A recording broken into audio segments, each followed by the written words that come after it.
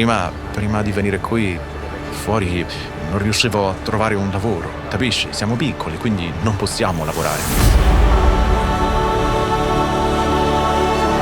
Noi vogliamo entrare proprio in questo parco giochi che viene chiamato il Regno dei Nani. Stiamo per salire in quello che dovrebbe essere il loro vero regno.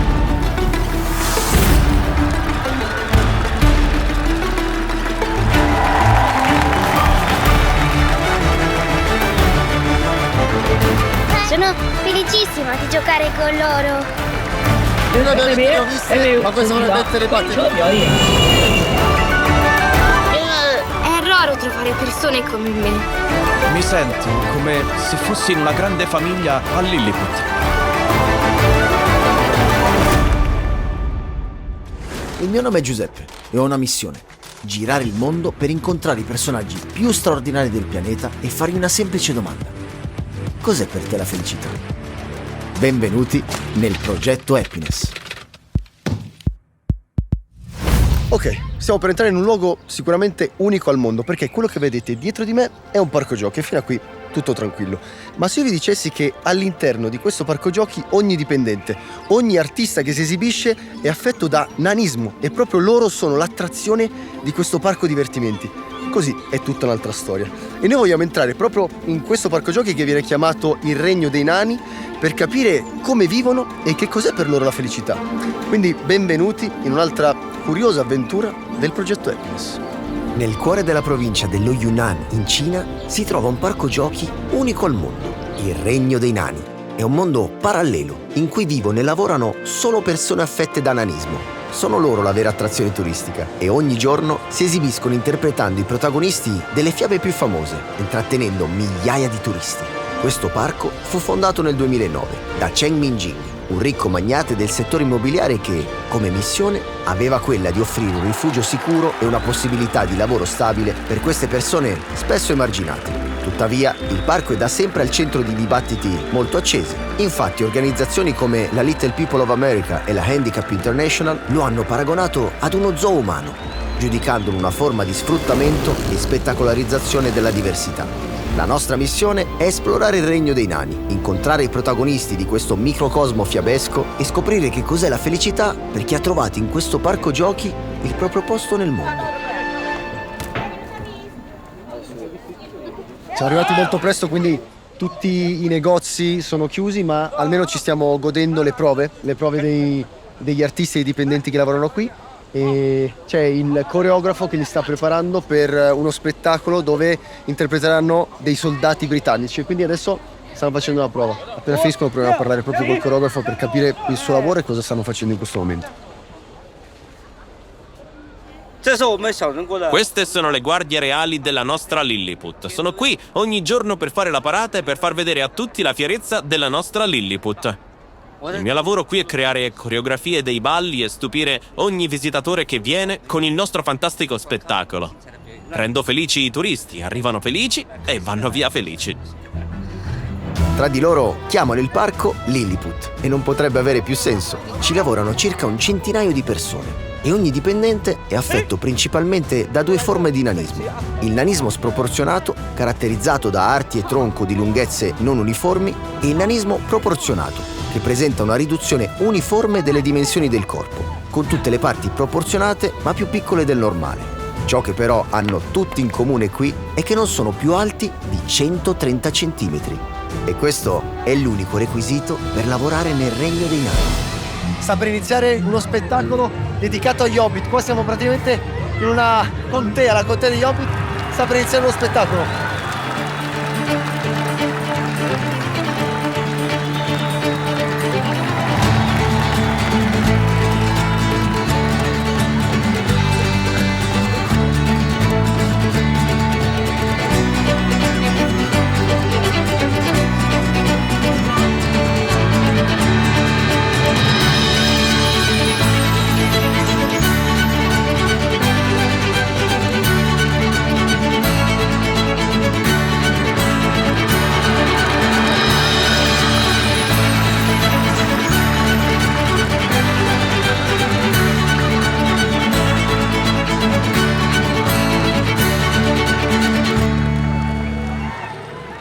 Queste sono le avventure che non mi voglio dimenticare. Infatti, ogni volta che torno da un viaggio, stampo gli scatti più belli come questo.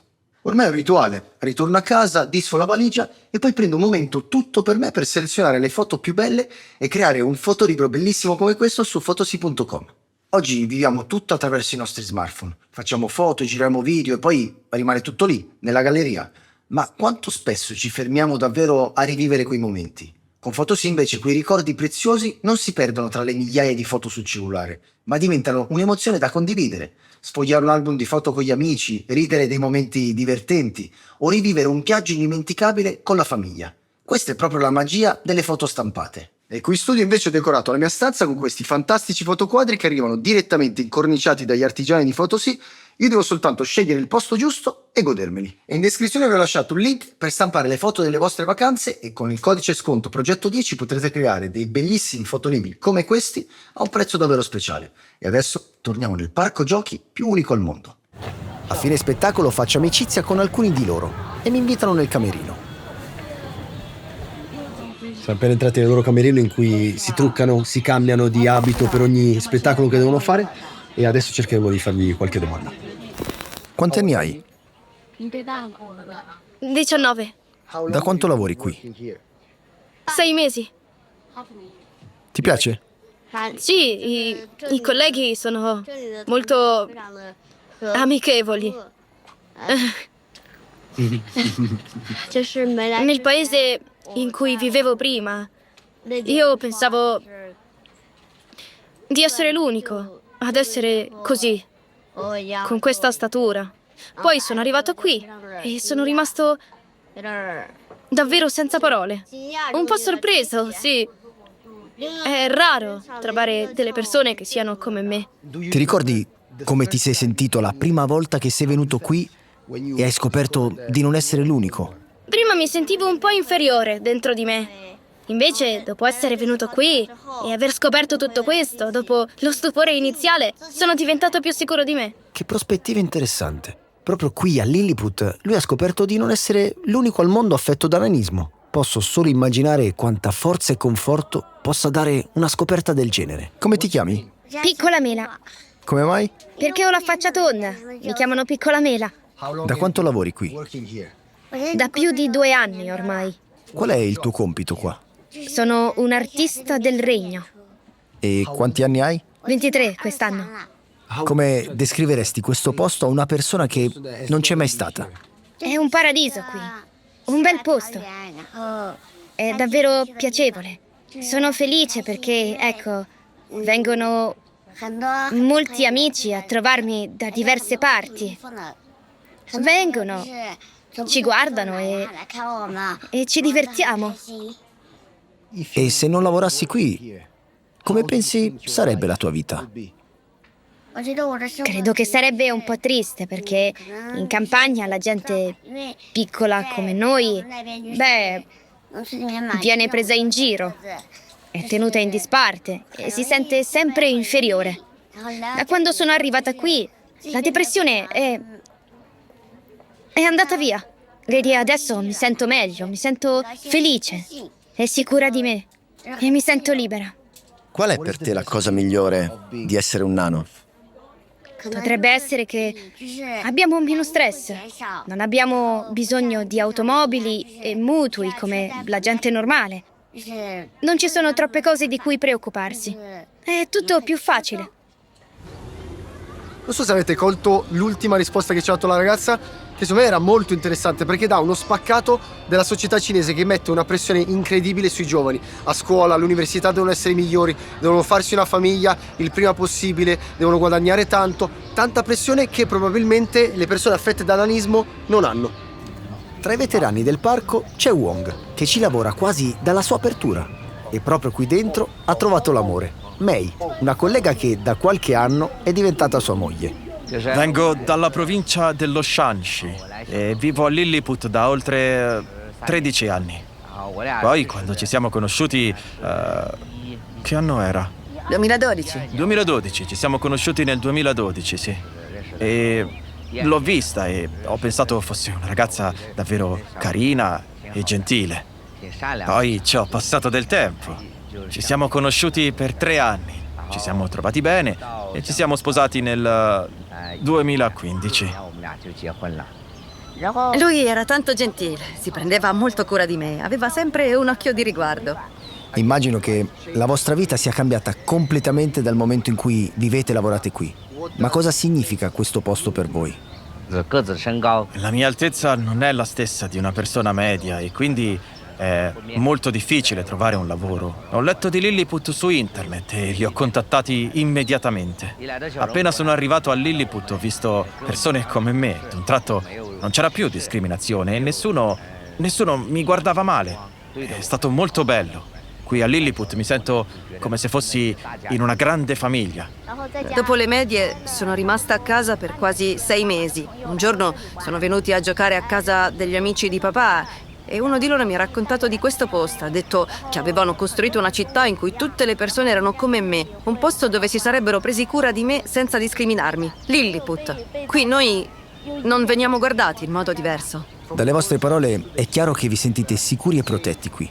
Vi sentite come in una grande famiglia, no? Ma cosa succede quando uscite? Qui viviamo tutti insieme. La vita è abbastanza felice. Appena usciamo fuori, invece, c'è uno sguardo diverso su tutti quanti noi, ma ormai non mi interessa più, sai? Mi concentro solo su chi so di essere. Il pregiudizio degli altri non mi interessa e non è importante.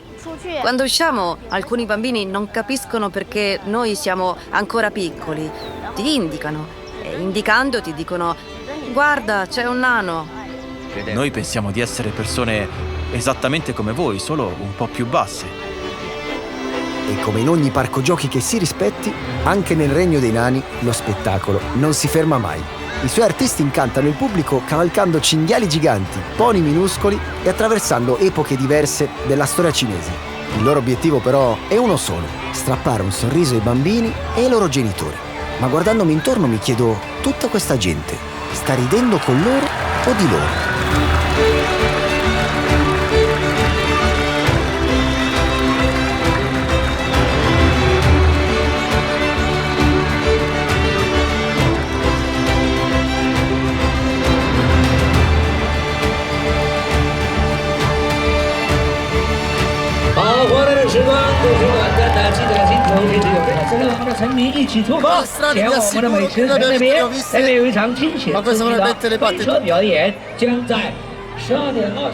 Comunque oggi, per farvi capire, è lunedì, sono le 9 del mattino, quindi è prestissimo ed è pienissimo di gente.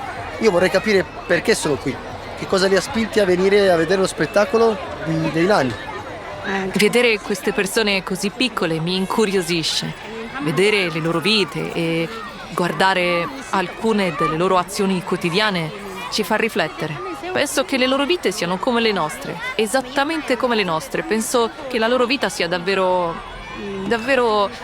mi sembrano tenaci. Ecco cosa penso di loro.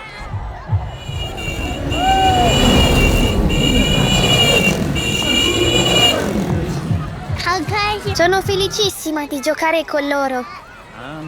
È la tua prima volta qui? Sì, ma un mio amico, lui c'è già stato. Come ti ha descritto Lilliput, il tuo amico? Lui mi ha detto che qui mi sarei divertita tantissimo. Oh! I miei genitori mi hanno detto che queste persone hanno una malattia che le ha fatte nascere così. Sembra che si divertano. I miei bambini non sanno molto riguardo ai nani. Tuttavia, venendo qui, ho spiegato loro alcune cose sul perché loro sono dei nani. Gli ho spiegato che nonostante siano alti come dei bambini, loro sono maturi e sono anche molto intelligenti, perché in realtà loro sono esattamente degli adulti, come mamma e papà. Anche i gradini sono piccolissimi. Stiamo per salire in quello che dovrebbe essere il loro vero regno. Qui praticamente fanno finta di vivere dentro questi funghi, queste casette che sembrano quelle dei puffi. In realtà ovviamente è tutta una finzione, hanno il loro dormitorio che poi spero andremo a visitare, però adesso andiamo a vedere come vivono qui.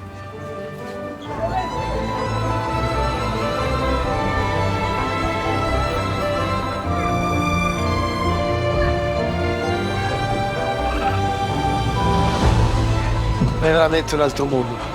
È il loro mondo, è il loro regno. Ma è straordinario quello che hanno costruito qui. E come in ogni regno, anche qui c'è un re, ovvero il primo ad aver messo piede a Lilliput. È fantastico essere qui. Ho trovato un posto di lavoro che mi si addice nella società. Prima di venire qui fuori non sono mai riuscito a trovare un lavoro perché ero troppo piccolo, non ero in grado di fare tanti dei lavori che mi venivano proposti. Camminando per la strada, tra le vie, le persone mi guardavano sempre male, capisci? Non è una bella sensazione. Poi qui, quando sono arrivato qui, ho pensato, questo posto è una favola, esistono persone che sono come me. Sono rimasto a bocca aperta. Ho smesso di pensare a tutti i problemi che avevo fuori da qui, a tutti i pensieri infelici, capisci? Rimanendo qui avrei avuto un lavoro, avrei avuto uno stipendio, una vittoria sotto tanti punti di vista. Ho imparato ad avere fiducia in me stesso, ad essere forte nonostante tutto. Solo così puoi essere il padrone del tuo destino. Non è così? A telecamere spente, il re mi saluta con una frase che non dimenticherò. Per favore, non badare alla nostra statura, ma racconta piuttosto la grandezza del nostro spirito. Incredibile. Questi sono i dormitori di tutti i dipendenti, di tutti gli artisti. Stiamo approfittando di una pausa degli spettacoli per andare a visitare la casetta in cui vivono gli sposini che abbiamo incontrato prima. E questo è il luogo in cui vivono, è un castello in cui vivono tutti i dipendenti insieme. Mi stanno portando nella loro stanza. Questa dovrebbe essere la zona comune. Ogni stanza appartiene a uno di loro e loro probabilmente dormiranno insieme, mi immagino. È questa la stanza. È questa. Entra pure. Permesso. Vieni, entra. Wow. Grazie. Qui è dove viviamo entrambi. Questa casa per noi vuol dire tantissimo. Un piccolo nido per 2 persone, un posto dove supportarsi a vicenda ogni singolo giorno. E poi quando saremo vecchi, quando ci ammaleremo o qualcosa del genere, ci saremo l'uno per l'altro, per portarci l'acqua o per prenderci le medicine. Per noi questo non è scontato, visto che siamo sempre stati abbandonati. Questa sicurezza ci rende felicissimi. È nei vostri sogni avere una famiglia? Ora sì. Prima di arrivare a Lilliput non ci avevo mai pensato, sai, ma dopo essere venuta qui mi sono convinta che fosse possibile anche sposarmi. Quando ci siamo sposati avevamo anche l'idea di avere dei figli, ma poi abbiamo pensato che, essendo entrambi così, il rischio che il bambino ereditasse la nostra condizione era alto e non volevamo farlo soffrire. Non siamo nemmeno abbastanza grandi per crescere un bambino, non potremmo prenderci cura di lui. Quale pensate sia il segreto per essere felici in questa vita? Conoscere qualcuno con cui sentirsi in sintonia e condividere la propria vita. È questo il segreto. La felicità vera è semplice. Avere una casa su misura per noi, tornare dal lavoro ogni giorno, raccontare i propri pensieri, prendersi in giro e cucinare insieme, guardarsi negli occhi mentre mangiamo e tenerci la mano come fossimo una grande famiglia. Non abbiamo bisogno di essere ricchi. Finché noi due stiamo bene, ci prendiamo cura l'uno dell'altro e non facciamo preoccupare i nostri genitori a casa, noi stiamo bene. È semplice. È solo una frase. Scegli di essere felice. Il segreto della felicità è trovare il partner giusto e vivere felicemente insieme. Col tempo ho capito che non ho nulla di cui lamentarmi. Sono solo felice di essere in questo mondo. Scopro la bellezza del mondo ogni giorno nelle piccole cose. Penso che questo sia il vero segreto della mia felicità. Sì, esatto. Sono entrato in questo mondo parallelo convinto di saper già cosa avrei trovato dentro. Ma ogni incontro, ogni conversazione con gli abitanti del Regno dei Nani ha trasformato il mio pregiudizio in curiosità e ammirazione. Mai prima d'ora avevo avuto conversazioni così aperte e sincere con persone affette da nanismo e questa avventura mi ha regalato una nuova prospettiva sulla loro realtà. Una realtà in cui il mondo sembra progettato per qualcun altro. Porte troppo alte, sedie troppo grandi e sguardi spesso colmi di giudizio. È facile perdersi d'animo quando tutto ti fa sentire nel posto sbagliato.